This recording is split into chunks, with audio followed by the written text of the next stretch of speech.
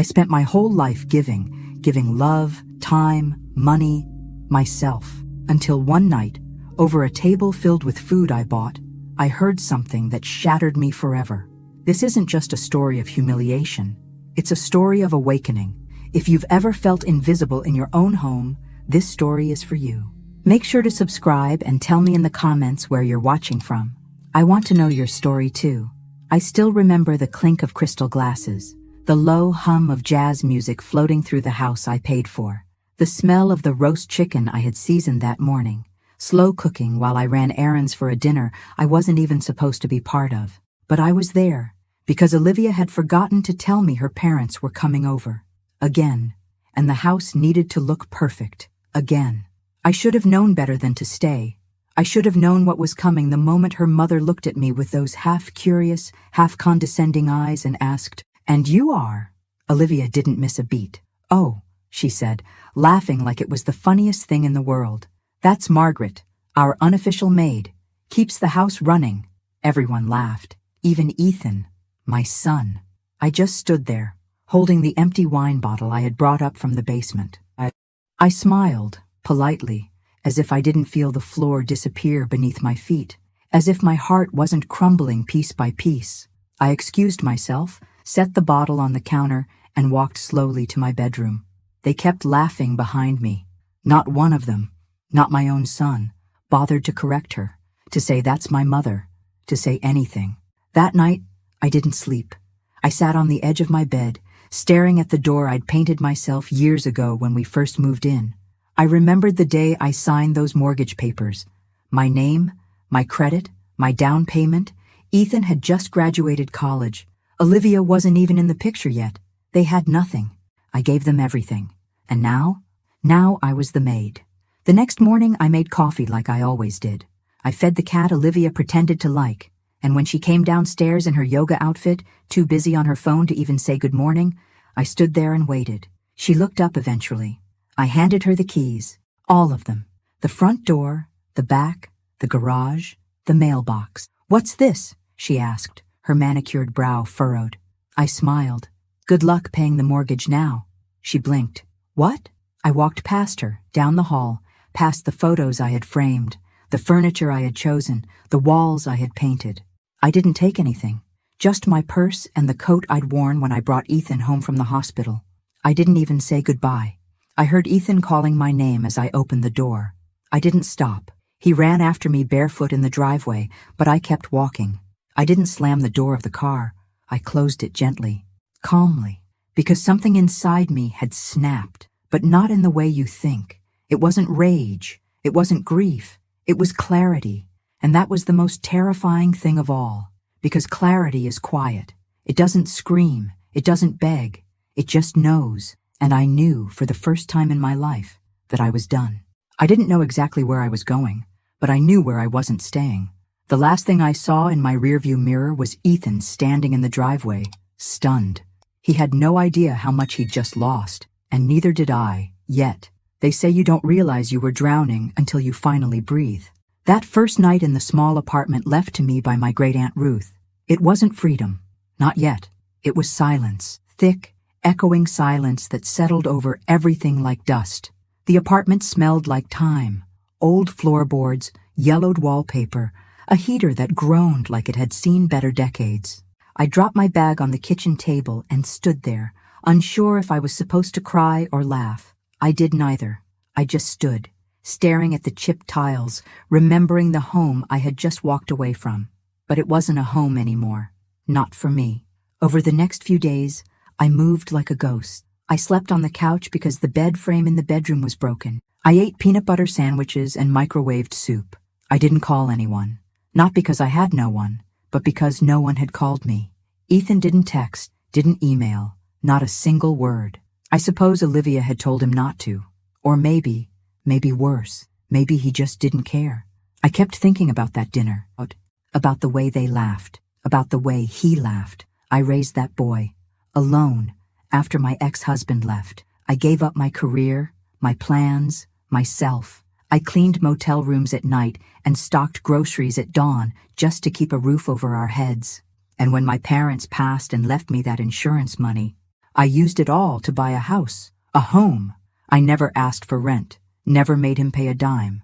And somehow, in Olivia's version of the world, I had become the help. I started writing at night, old spiral notebooks, the kind I used to buy for Ethan in middle school. I filled page after page, not for anyone to read, just for me. I wrote things I had never said out loud, about how I used to stand in the kitchen and wait for him to say thank you, about how I'd cry in the garage when they'd go out to dinner and not invite me, about how I pretended to be asleep so I wouldn't hear them mocking my TV shows in the living room I paid for.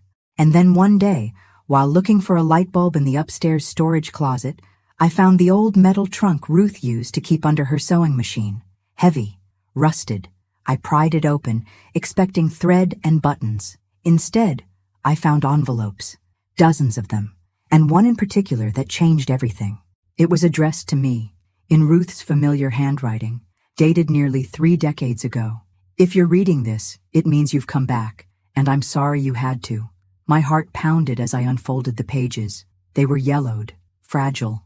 Inside were copies of hospital forms, notes, and a single photograph of a newborn wrapped in a hospital blanket, not Ethan. There was a name, Michael Jameson. I read the letter 3 times before it made any sense. Ruth had been a nurse at the hospital where Ethan was born. She said she always had doubts. She'd seen something odd in the nursery the night I gave birth, a last-minute room switch, a confusion with the tags. But by the time she raised the issue, it was too late. The babies had already gone home. She never told me, said she was afraid, said she hoped she was wrong. But then, years later, she found a document buried in her files, a quiet settlement from the hospital to another family. And that's when she knew. Ethan wasn't my son. My hands trembled. I thought I might pass out. I stared at the photo, at the name, Michael Jameson. My mind refused to process it. Because if this was true, who was Ethan? Who was I to him? And then something strange happened. I didn't feel grief. I didn't feel rage. I felt free. Not because I didn't love Ethan, but because suddenly all those years of pain, of feeling like a stranger in my own life, made sense. Maybe that coldness I always felt from him. Maybe it wasn't imagined. Maybe he always felt like a stranger. And maybe I wasn't crazy after all. I spent the rest of the night reading every paper in that trunk. Ruth had kept it all. DNA reports, affidavits, a small article about the Jameson family, successful, educated, local, and still living in the same town. My real son had been here all along, growing up just a few miles away. I folded the letters back carefully, placed them in a new envelope, and put them in my nightstand drawer. Then I looked at myself in the mirror for a long, long time. I didn't recognize the woman looking back at me, but for the first time in a long time, I wasn't ashamed of her. She was broken, yes, but she was waking up, and the world had no idea what that meant yet. There's a kind of silence that doesn't feel peaceful. It feels punishing. That was the kind of silence I lived in for weeks after reading Aunt Ruth's letter. I didn't know what to do with the information. I carried it inside me like a live wire, dangerous to touch, impossible to ignore. I didn't reach out to Ethan. I didn't go looking for Michael. I just existed. Each day, I woke up, made a single cup of coffee, stared out the dusty kitchen window, and tried to understand who I was now. The Margaret who raised Ethan wasn't the same woman who read those letters. That Margaret was a mother, a wife once, a caregiver, a giver of everything. But who was I without that identity? One evening, the heater went out in the apartment. I lit a candle and bundled myself in blankets, curling up on the couch with the hospital files in my lap. I must have read them 100 times. Every line, every signature, every timestamp. It all checked out. It was real. My real son, Michael Jameson, was born on the same night as Ethan, in the same wing, in a hospital that would later settle quietly with another family, hoping the truth would never surface. Ruth had made copies of everything before she passed. She left me the pieces of a truth that had been stolen from me. I felt grief, but not for Ethan. I grieved the time, the moments I could have had with Michael, the birthday parties, the first days of school, the scraped knees and science projects, all those things I thought I was doing for my child. They were meant for someone else, and yet, Somehow I didn't feel hatred toward Ethan. My love for him hadn't been biological.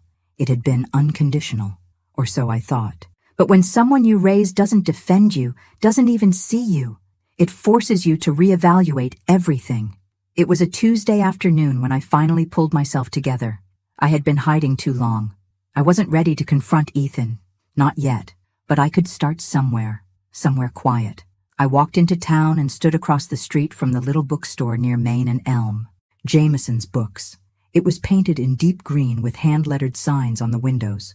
I'd passed it dozens of times before and never noticed it. He was there. Michael. I didn't need to ask. He looked about 30, maybe a little older, clean-cut, reading glasses. He was helping a young woman find a poetry book. His voice was soft, patient. His posture was gentle but sure of itself. I stood across the street, heart pounding, eyes fixed on the son I never knew I had, and I cried. Right there on the sidewalk, not sobbing, not loudly, just quiet, unstoppable tears that rolled down my cheeks and into the collar of my coat. I didn't go in. Not that day. I just watched. And then I did it again the next day. And the next. It became a ritual. I'd walk the block, sit on the bench near the corner, pretend to check my phone or drink coffee from a paper cup, and I'd watch Michael living the life I was never part of. It wasn't stalking. It was mourning, but also preparation. Because slowly, I was starting to put the pieces together. While I sat outside that bookstore, I started noticing things. The schedule of deliveries, the names of customers, the rhythm of the store. I was observing, yes, but not just him. Them, Ethan and Olivia. I started tracking them too, subtly. I knew their patterns from memory. Olivia always posted on social media, tagging her favorite brunch spots, yoga studios, and wine tastings. It wasn't hard to follow the trail, and what I saw made me nauseous. They weren't struggling. They were pretending. Olivia's business, some lifestyle coaching brand, was mostly smoke and mirrors, rented office space, paid followers, credit cards maxed out to maintain appearances. And Ethan? He had quit his job 6 months ago. Olivia called it manifesting a new chapter. I called it delusion. They were building a house of cards, and they had no idea the wind was coming. I didn't tell anyone what I had discovered. Not yet. Instead, I started keeping a second journal. Not like the first, filled with emotions and heartbreak. This one was strategic. Dates, names, business filings, public records. I wasn't just grieving anymore. I was planning. They thought I was gone, invisible, irrelevant, but I was more present than I had ever been. And I was about to remind them exactly who I was. The first time I saw Michael up close, I couldn't speak. It was a rainy Thursday. The bookstore was nearly empty, and he was restocking the biography section, humming under his breath. I had lingered outside too long, and when he turned and looked through the front window, our eyes met. He gave a polite, welcoming smile, nothing more. Just the kind of kindness you offer a stranger. And that's what I was to him, a stranger. My heart clenched. I turned away quickly, pretending to check my phone, but my hands were shaking too hard to fake it convincingly. I walked fast, ducking around the corner, barely making it to the car before the tears came. How do you tell someone that their entire life started with a mistake? How do you look a grown man in the eye and say, "You're not who you think you are, and neither am I"? I went home and pulled out Ruth's letter again, read it 3 more times. She hadn't just discovered the truth, she had investigated it. The name Michael Jameson wasn't a guess, it was confirmed. She had found the settlement papers. The hospital never told me, because I was never meant to know. And the Jamesons? They must have known something. Maybe not the full truth, but enough to accept a quiet payout. But I wasn't here for revenge against them. I wasn't even sure what I was here for. I just wanted to know him, to see if the ache in my chest could be filled by the reality of who he was. So I went back. I started small. I bought a book. Michael rang it up himself. "Good choice," he said with a smile. Hard to find these days. His voice was warm, familiar in a way that made my throat tighten. He handed me the bag, his fingers brushing mine for a second. I nodded. "You own this place?" "Sort of," he said. "My parents helped me get started. They're retired now, so I keep busy here." Of course they helped. Of course he had support. Not like Ethan, who'd had nothing but my blood, sweat, and sacrifice, and who had turned around and offered me up as a joke. Michael had parents, but not me, and Ethan had me, but never wanted what I gave. The universe had scrambled the puzzle and left us all bleeding over the wrong pieces. I started visiting the bookstore every few days, casual. Sometimes I bought a novel, sometimes just browsed. Michael began to recognize me. He'd say, "Back again?" with that easy smile.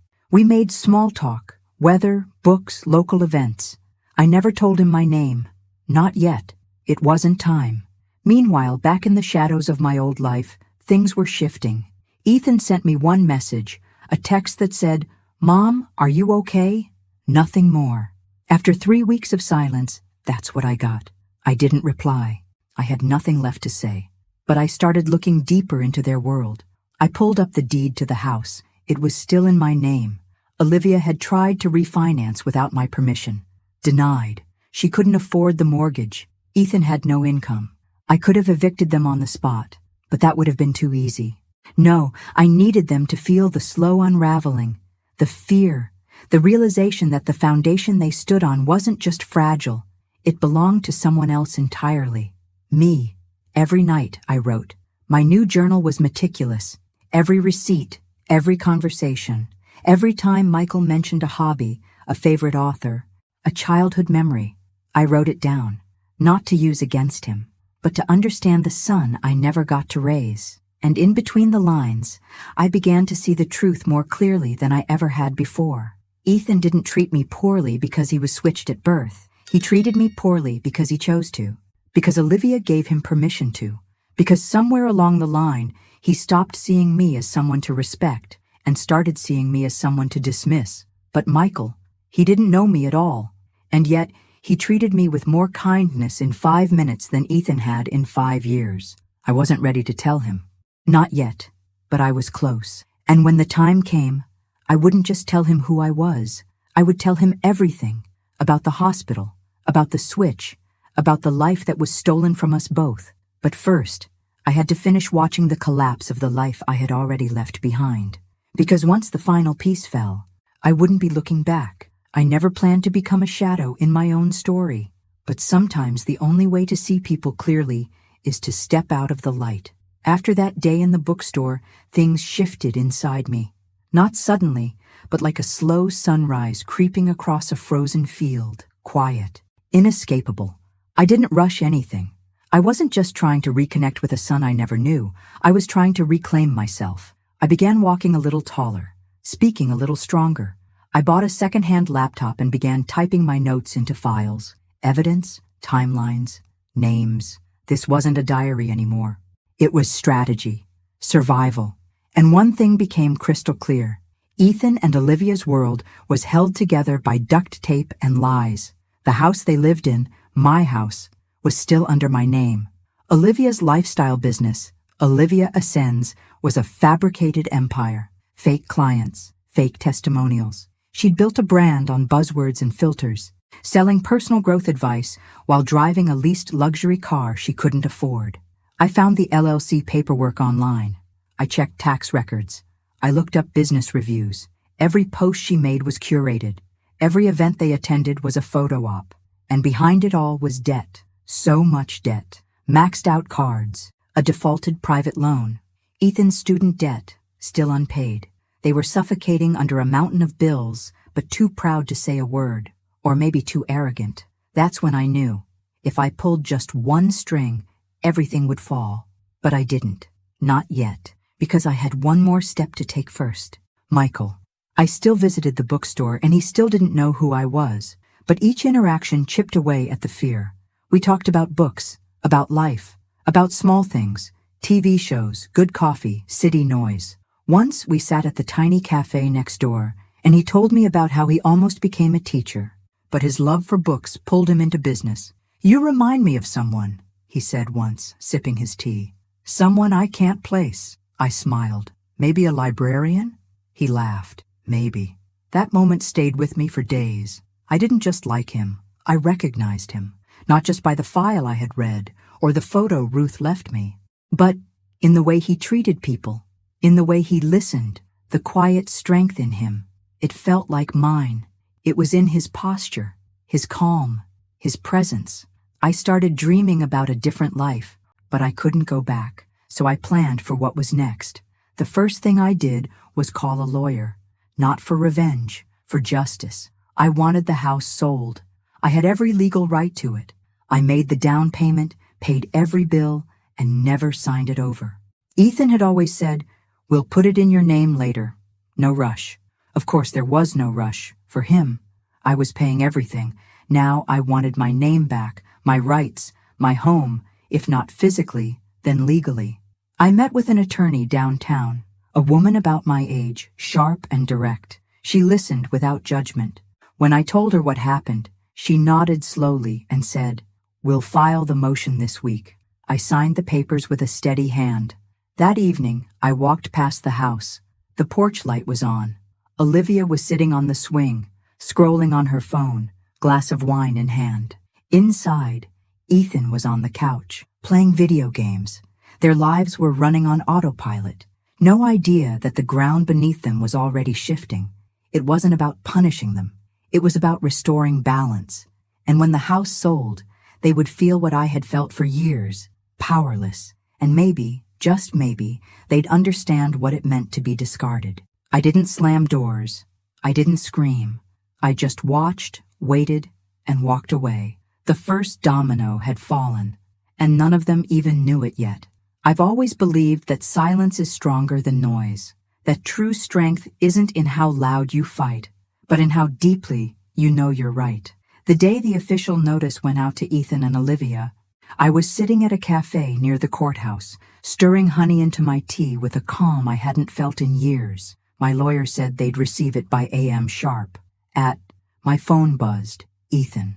I stared at the screen until it stopped ringing. Then I turned it over and let the silence speak for me. It wasn't that I didn't want to hear his voice. I just wasn't ready to hear him lie. Later that afternoon, I checked my email and saw his message. It wasn't long. Just, "Mom, what are you doing? Please call me. Olivia is freaking out." Of course she was. The mortgage was due.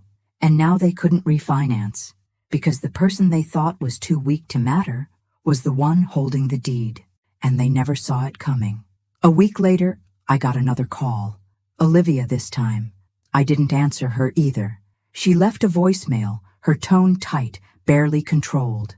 "Margaret, we really need to talk. This is all it's a misunderstanding. Ethan says you're going through something, and we're here to support you. But you're putting our lives at risk, and that's not fair." I listened twice. She called the house hers. And my silence? It became sharper, more deliberate. They didn't understand yet, but they would. 2 days later, Ethan showed up at my apartment. I saw him through the peephole before he even knocked. Hair uncombed, dark circles under his eyes, a man unraveling. I didn't open the door. He stood there for a long time, knocked once, then again, then said, "Mom, please, don't do this." I stood on the other side, my hand on the knob, but I didn't turn it. I let him sit in the discomfort of being unheard, just like I had for years. The following week, my lawyer finalized the paperwork to list the house. I would get the full profit, every cent, legally, ethically, emotionally. All of it was mine. Olivia tried to fight it. She claimed contribution of value. My lawyer smiled and said, "Let's see her prove it in court." She couldn't, because she never invested in anything but appearances. And now, those were crumbling, one filter at a time. Word got out. Olivia's parents stopped commenting on her social media posts. Clients began backing out. She made a video trying to explain the unfairness of generational property law. People saw through it. And I didn't post a thing. I just kept showing up at Michael's bookstore. We had coffee again, talked about an old novel we both loved. He recommended a memoir to me. "It's about grief," he said, "but also forgiveness." I nodded, swallowing the lump in my throat. "I think you'd like it," he added. Maybe I would, but not yet. I wasn't done grieving or forgiving. At home, I began boxing up old photos, pictures of Ethan as a baby, school portraits, birthday parties where I did all the work and none of the credit. I didn't throw them out, but I put them away. Because the woman who had spent her life giving everything was gone. And the woman who took her place? She wasn't angry. She was awake. The papers were signed. The house was going on the market. And somewhere inside that green bookstore across town, my real son laughed at something a customer said, completely unaware that his life was about to change too, but in the best way. Because not all losses are tragedies. Some of them are beginnings in disguise. I always thought masks were something people wore at costume parties, but Olivia wore hers like a second skin, flawless, smiling, unshakable. The kind of woman who always knew how to pose for a photo, how to angle her voice just right in public. But the thing about masks, eventually, they crack, and I was about to shatter hers completely. The idea came to me one morning while browsing the local business directory. I had already gathered enough personal dirt, credit problems, fraudulent Instagram partnerships, late mortgage payments, but I wanted more than rumors. I wanted facts, something concrete, something they couldn't spin. So I hired a local business consultant, a man named Darren, quiet, professional, discreet. I told him I needed a full audit of a business, nothing illegal, just a private deep dive into its structure. I gave him Olivia's company name, Olivia Ascends LLC. He got to work. A week later, he delivered everything in a neat folder. And what he found, even I wasn't prepared for. Olivia's entire business model was a lie. No tax filings for the last 2 quarters. Several invoices forged to look like they came from real clients, but the clients didn't exist. Photo shoots staged at rented properties she claimed were home makeovers. Her so-called partnerships were just affiliate links with inflated metrics. She wasn't just pretending to be successful. She was deceiving everyone.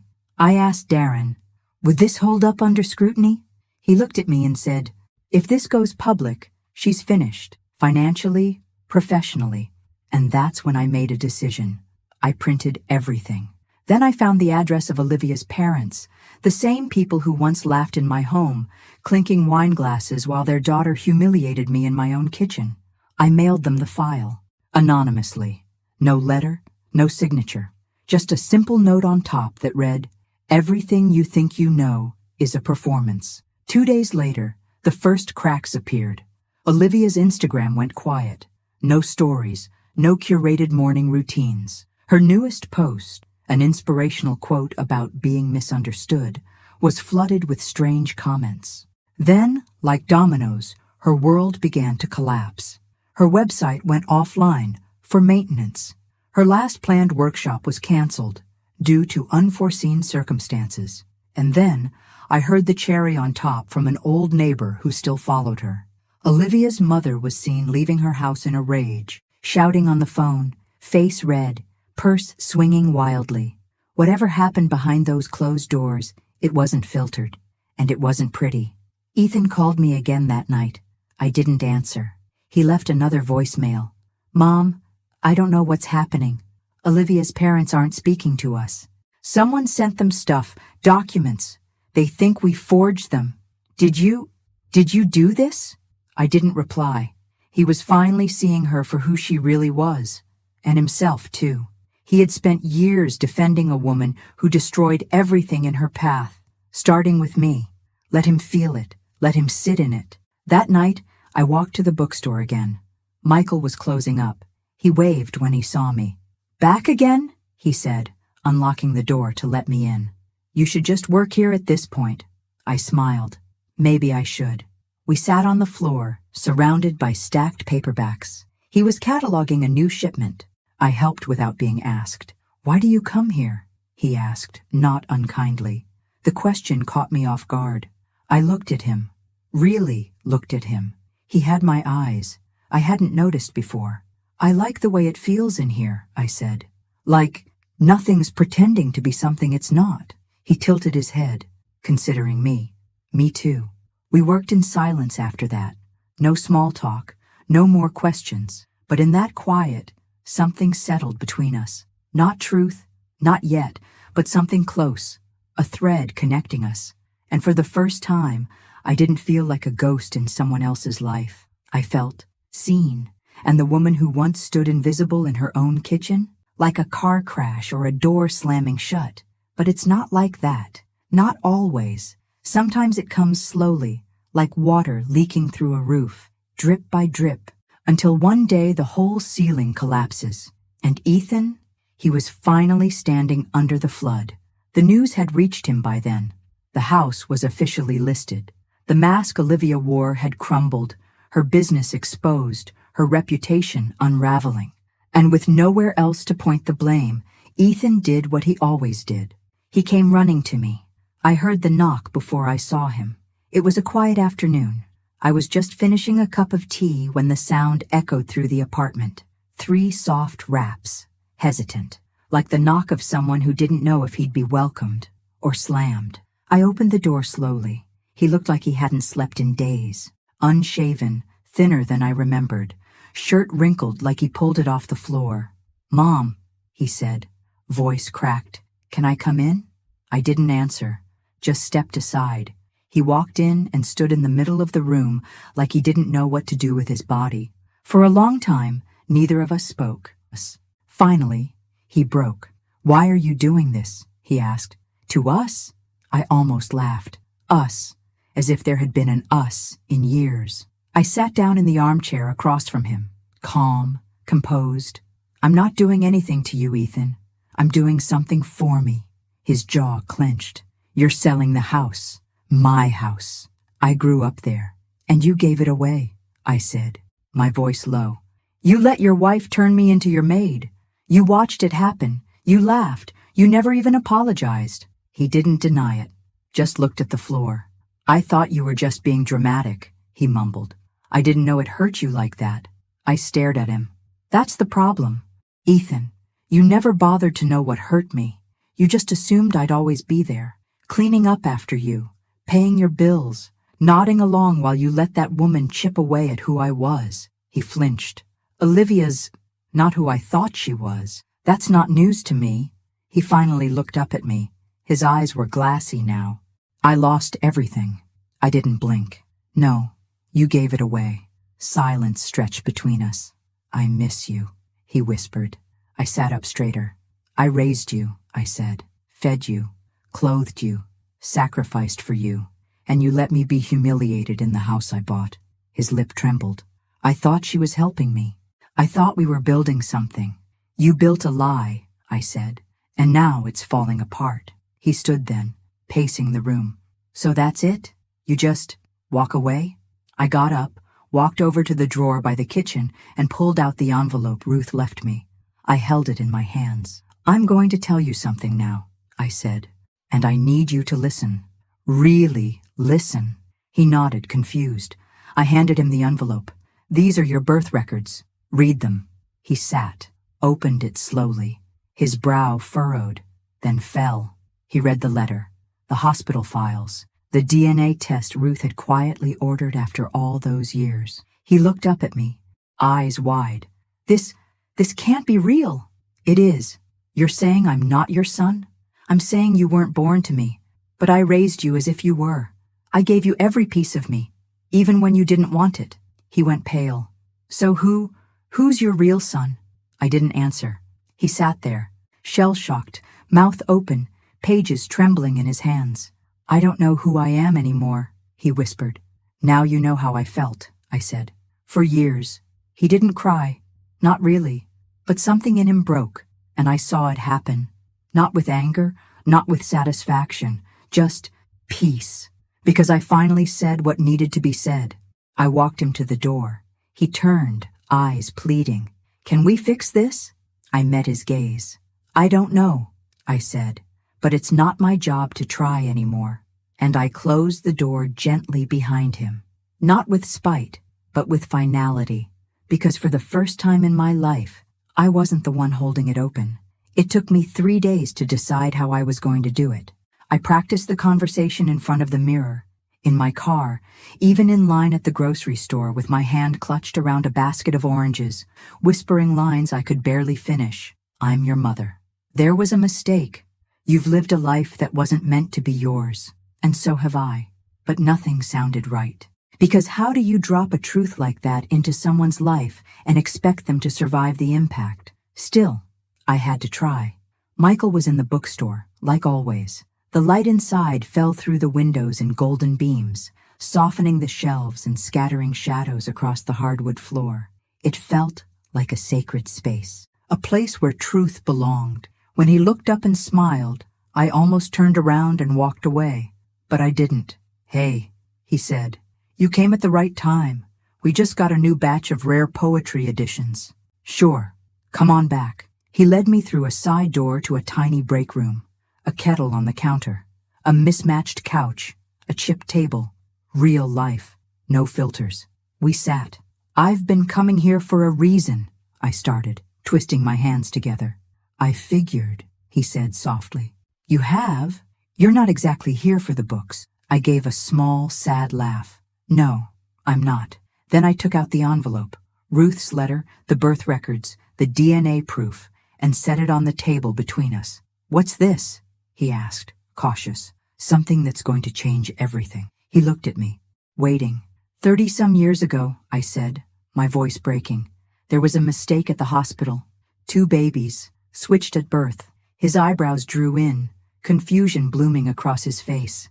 "My son," I said, "was given to another family." He went very still, "and theirs was given to me."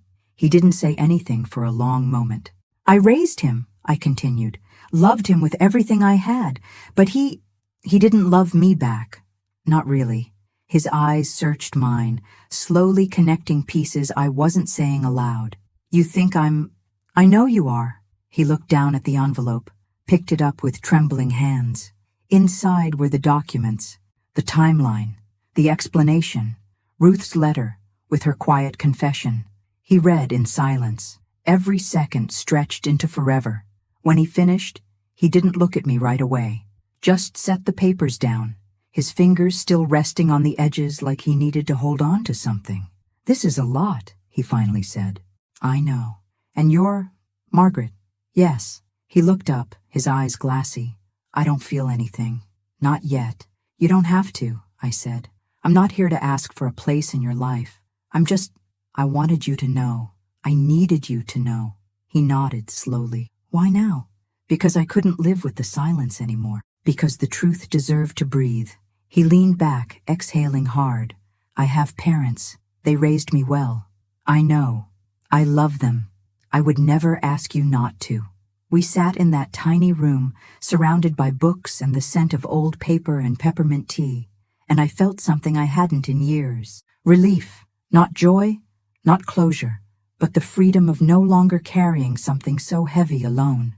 He stood after a while, pacing slowly. "I don't know what to do with this," he said honestly. "I don't either. But I don't hate you." Tears filled my eyes. "That's more than I expected." He turned to face me again. "You didn't have to come, but you did." "I didn't know how not to," I said. He nodded again, a quiet understanding settling between us. "Can we take it slow?" he asked. "I don't want to make this something it's not. I wouldn't ask for anything else." He gave me a faint, fragile smile. "You want to stay for tea?" I smiled back. "I'd love to." We didn't talk about the files again that afternoon. We talked about books and weather and how he hated the sound of wind chimes but loved the rain. And though the past still sat between us, unopened and raw, we had started something.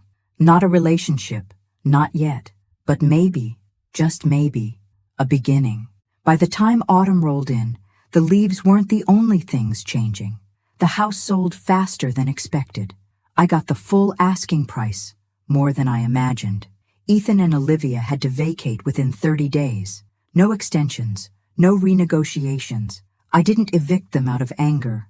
I evicted them out of necessity. Because that house had been my prison for too long, and watching them pack up their curated life, box by box, knowing every pillow, plant, and designer trinket had been bought on borrowed time, it felt like watching a theater set being dismantled. The play was over, the illusion gone.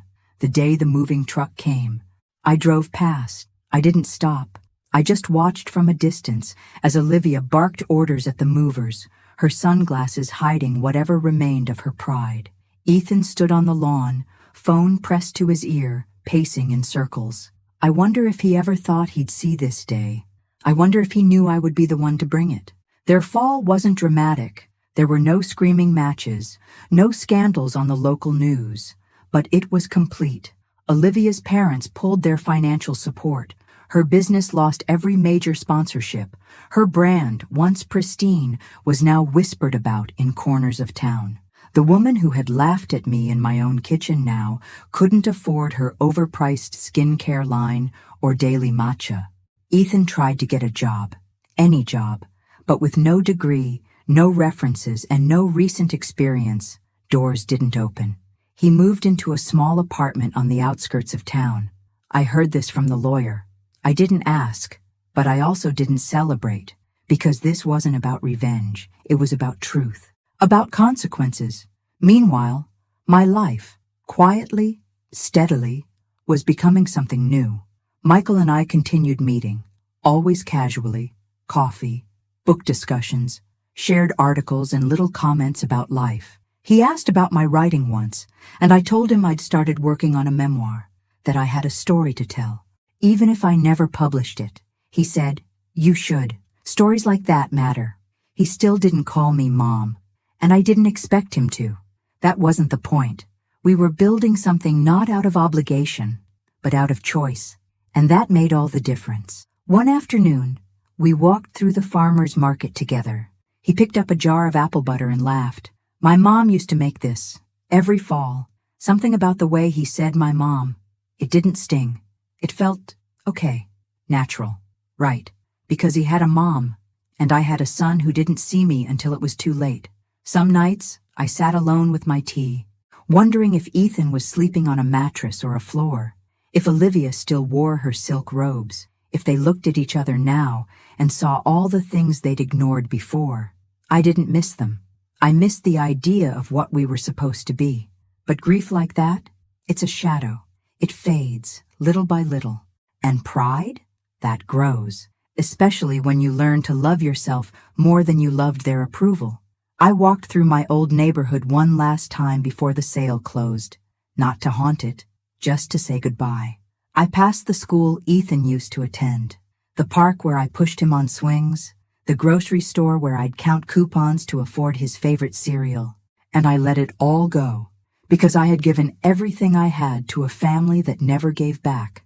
And now, I was giving to someone who might never call me Mom, but still looked at me with kindness, with curiosity, with respect. Sometimes you don't need redemption, you just need peace. And I was finally starting to feel it. Weeks of silence, of distance that felt heavier than any argument we could have had. But something about the tone. It wasn't angry or desperate or accusing. It sounded like surrender. We met at a small park on the edge of town, the kind with rusted benches and a trail that looped around a dried-up pond.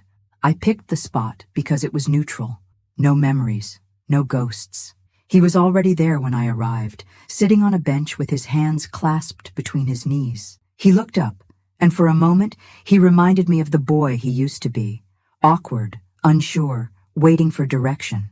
I sat down beside him, careful not to sit too close. He cleared his throat. "I'm not here to ask for anything," he said. I nodded, saying nothing. I wanted to understand. I reached into my bag and pulled out the manila envelope. Again, the one with Ruth's letter, the documents, the DNA results. I handed it to him without a word. He didn't open it, just held it in his lap, like he'd already read it 1,000 times. "I did a test of my own," he said. "After you told me. Same result." I nodded again.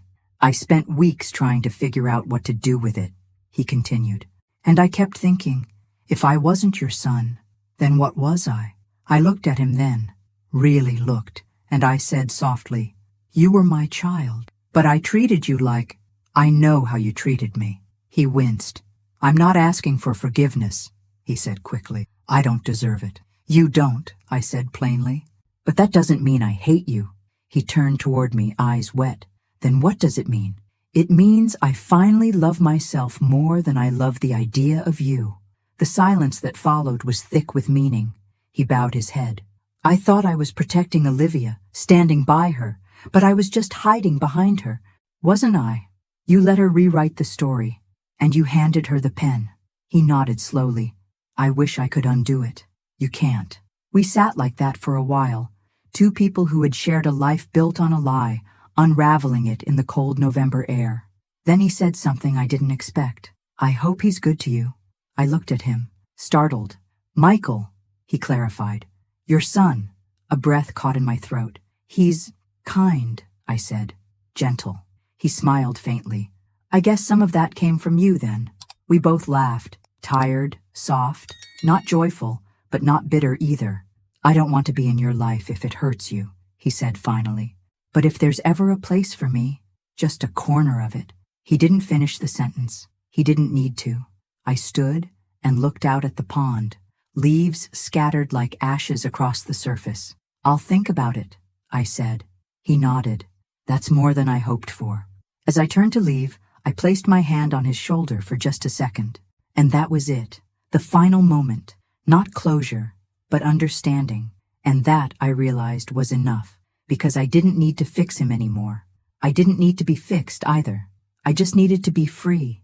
And I was. I really, truly was. I always thought the word freedom sounded too big, too lofty, like something reserved for speeches and parades, not something someone like me could actually live.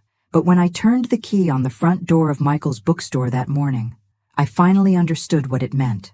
He had called me the night before, said he had something to show me. His voice was casual, but there was a weight to it, something simmering beneath the surface. I walked in and saw him standing by the back wall, where a new wooden sign had been hung above an arched doorway. The sign read, "The Next Chapter." I smiled. What's this? He handed me a single brass key. Small, simple, polished. It's a new section I'm opening. Cozy reading space, coffee corner, community talks. I wanted it to feel like more than just a store. I wanted it to feel like belonging. I turned the key over in my hand. And you want me to open it? He looked at me, serious now. I want you to have it. I stared at him. He continued, his voice soft. You gave someone your whole life. They treated you like furniture, like background. But I see you. I don't need you to prove anything to me. You've done enough. Tears welled in my eyes. I blinked them back.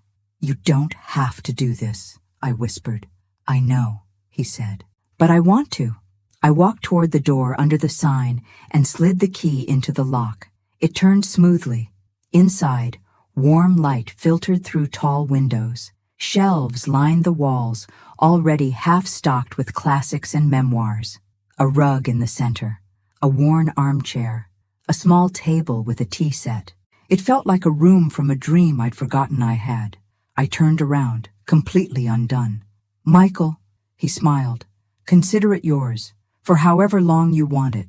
I walked into the center of the room and stood still, breathing it in, the scent of new wood, paper, and possibility. That night, I sat in the apartment one last time, the old notebook on my lap, the last page still blank.